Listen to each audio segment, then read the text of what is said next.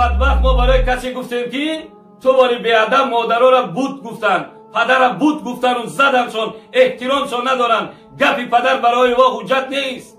پدرشون گوش نمیکنن، مادرشون گوش نمیکنن. به خاطری که تو شارجر را دیر آوردی میزننش، به خاطری تو غذای مرا دیر آماده کردی مادر را زدن، به خاطری که تو لباسی مرا اتوب نکردی در وقتش گفته مادر را میزنن، به خاطری پدر پول بده گفته پدر را که تو مرا پول ندادی گفته پدر را زدن. ما برای آنها میگیم که دعاشون مستجاب کفر نمیشود، اما واجبات است. اگر حق پدر و مادر رو فرزند به جا نآورد خیلی گناهی کبیره و بزرگ کرده. حتی به سبب اینکه پدر و مادر مسلمان از فرزندش راضی نشود، همون فرزند به سبب راضی نشدن پدر و مادر به جهنم میره.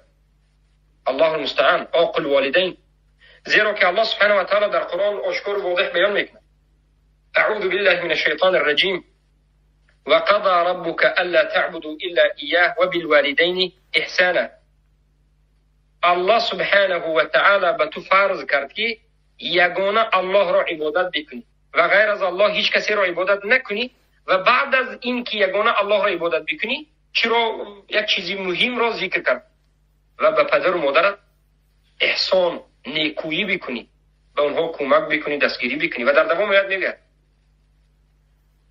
اگر یکی از آنها یا هر دوی پدر و مادر پیر شدند و تو هم بزرگسال شدی، در پهلوی تو پدر و مادر پیرت هستند، یا یکیشون وفات کردند و یکی دیگرشون پدر یا مادر در نزد تو هستند، و فلا تقل لهما اف، و پدر و مادرت اف نگو.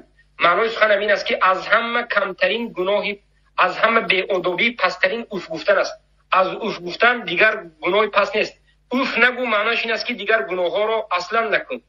داد گفتن و بلند گفتن و چش را قلو کردن و به اونها زدن و بارک الله فیکم یا به اونها جنگ و جدال کردن و طعام ندادن، این خیلی کارها را نکن. ولا تنحرهما، البته به اونها معامله بدانه معامله نکن، بلکه به خوبی معامله بکن. حتی اگر پدر و مادر کافر باشد، به اونها الله سبحانه و تعالی امر کرد که و این جاهدک علی ان تشرک بما ليس لك به علم فلا تطعهما.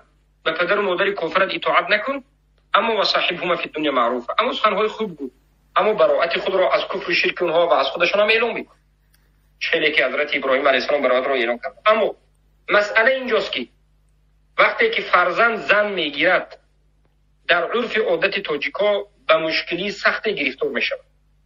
زیرا که در عرف عادت آسیای میانه و بالخصوص تاجیکستان همچنین عرف داریم که کلین وقتی که به خانواده کلین شده می‌دراید، این کلین در سرش خیلی مسئولیت ها وجود دارد.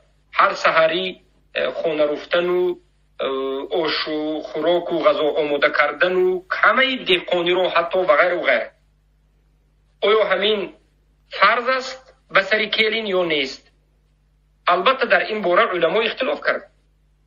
از نظر مذهب شافعی به سر کلین این عمل رو انجام دادن یگانتش فرض نیست و یگانتش واجب هیچ چیزی نیست. اگر کلین خواهد من باب ثواب خودش میکند، اگر نخواهد نمیکند.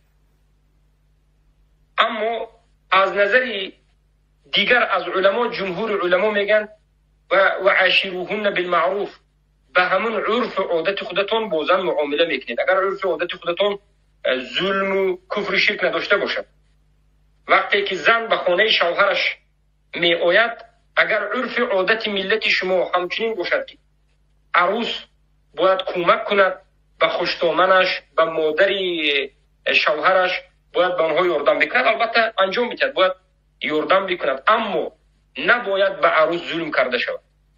ما بعضی از قصه های خوشتامن رو میشنویم که خیلی هم ظلم بیدادی به سر یک دخترچه بیچاره میکنند. سبحان الله. از سحر تا بیگاه مثل غلامداری، اذیت دادن و به او خوراک ندادن و کارهایی که اصلا کردنش ضرور نیست کنانیدن و به زندگی فرزند آمیخته شدن و فرزند را حتی زنانیدن و اگر نزنی و پیش نکنی روزی نمیشن. این همش از جهالت و بدبختی و از نفهمیدن دین است.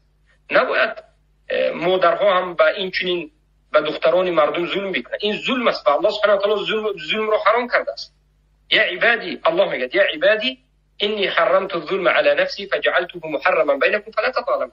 ای بندگان من ظلم را به نفسم حرام کردم و در بین شما هم حرام کردم و در بین همدیگر ظلم نکنید. بارک الله فیکم.